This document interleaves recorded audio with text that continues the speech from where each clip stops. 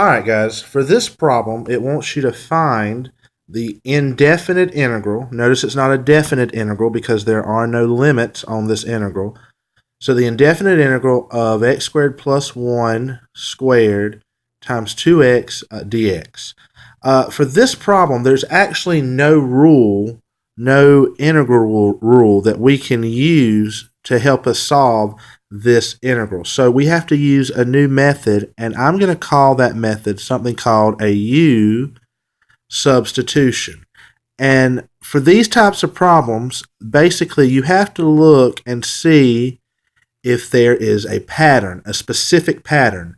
And what that pattern is we're going to let one part of this integral equal to u, and then we're going to take the derivative, which seems odd that we're going to take the derivative when we're trying to find the integral, but we're going to take the derivative of that value and see if that equals something else in the integral.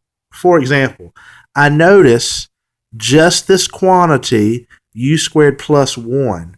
Let's say that I let that be my u. So I'm going to say u is equal to x squared plus 1.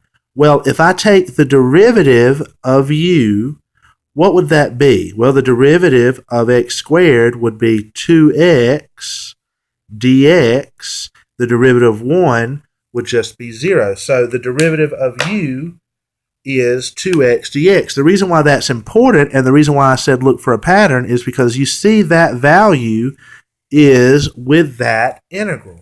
So what we're going to do as a u substitution is we're going to let x squared plus 1 represent u, and we're going to let 2x dx represent du. So we're basically going to rewrite this integral as u squared du. And that's what we call a u substitution. Now the reason why we do a u substitution is because I can take the integral of this simple expression, u squared, I can just use the power rule, which says I'm going to add 1 to my power. So that's going to be u cubed. I'm going to do the reciprocal of that, and so that's going to be 1/3, and then I'm going to put plus c. Now here's where most people mess up. They think that that's their final answer, but it's not. Remember, you did a u substitution to begin with. What did you let equal u?